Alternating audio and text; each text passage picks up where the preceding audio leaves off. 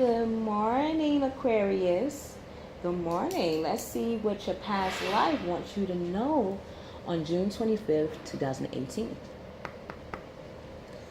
God, Gaia, God, Goddess, Mother, Father. What part of the past lives does Aquarius should know about on June 25th, 2018? What does Aquarius past life want to know for June 25th, 2018? What part of Aquarius past lives do they want them to know?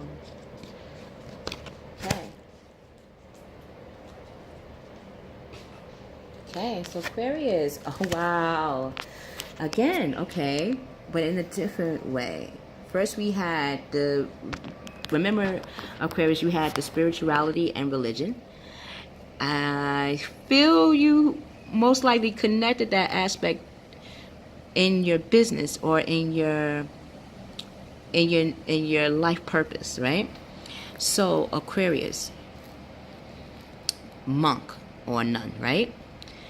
You have, Aquarius, both your masculine and feminine energies within yourself aligned together in perfect prayer. You have the source in the middle to help guide you, and your human body to lead in the direction that your soul wants to be led. So Aquarius, let's find out what the past life enduring virtue sees in monk and nun. Because that means, Aquarius, you already have the devotion and drive. You're probably trying to find the spirit or the source in your endeavors or your life purpose. So let's see.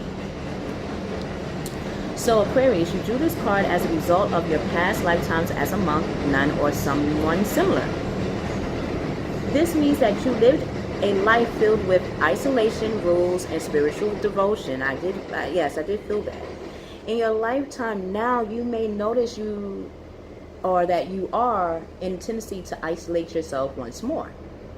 In fact, you are likely to feel most comfortable when you are by yourself. I'm a Taurus, and I can say I prefer being alone by myself. However, that does not spiritually connect us to others. In fact, when we are around people, they have a tendency to tell us that they feel like we're detached from them, or that a part of us is not connected in this moment. So we got to put our souls in the present. Okay, let's continue.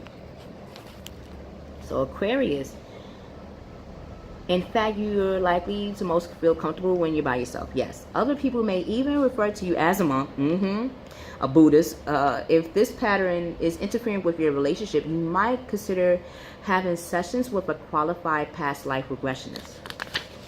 Yes. In addition, you may have taken vows as a monk or a nun that may be interfering with your relationship's career and more.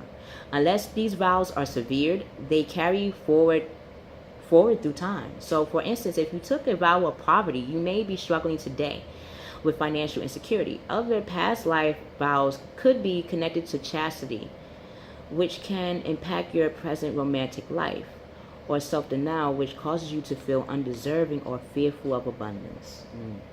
Often it's enough simply to consciously bring the memories of those vows to the surface in order to release them. Then it's just a matter of clearly severing them in all directions of time. You can do so by simply saying the following: I hereby sever and release any vows that are self-destructive in all directions of time for everyone involved. I hereby sever and release any vows that are self-destructive in all directions of time for everyone involved. I hereby sever and release any vows that are self-destructive in all directions of time for everyone involved. So, Aquarius, yes, your spirituality is always going to be with you. Your devotion to religion and spirituality is always going to be in whatever you do, say, touch, feel, and think. But it does not have to be the end result, right? So, yes, you can still be a spiritual person, and yes, you can still live in this world, but you have to let go of the vows that are holding you back. I love to sing.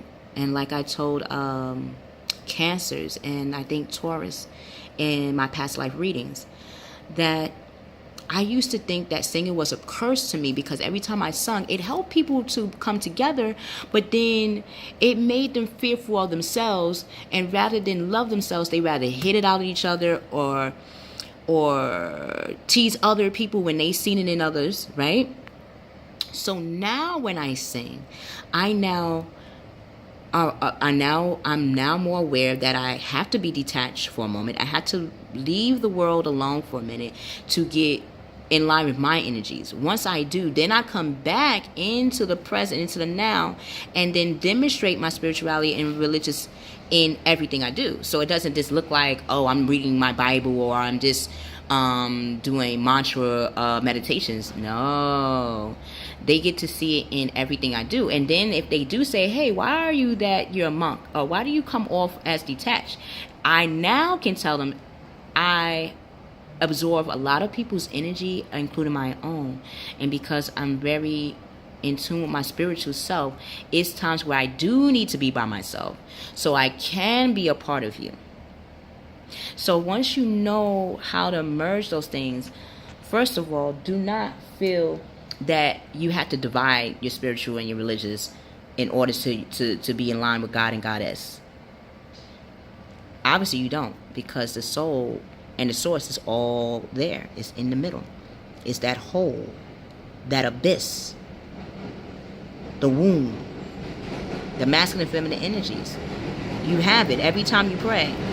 That's why in Asian cultures, they see the hands as closer to source. So on June 25th, see if you can learn about Reiki, about healing hands, about healing through the senses. If you're a magician or artist, see how the artistic merges the monk and nun in yourself. That way, when you demonstrate it and showcase it to the world, people don't feel like it's this for particular religious people, but that is for all to interpret, because we all have the soul in us. We all have the masculine and feminine in us. We all have our belief systems that trigger something that is traditional, right? So until we meet again, be that avatar. Show us how to merge the elements together. I love you. And we'll see you on the other side.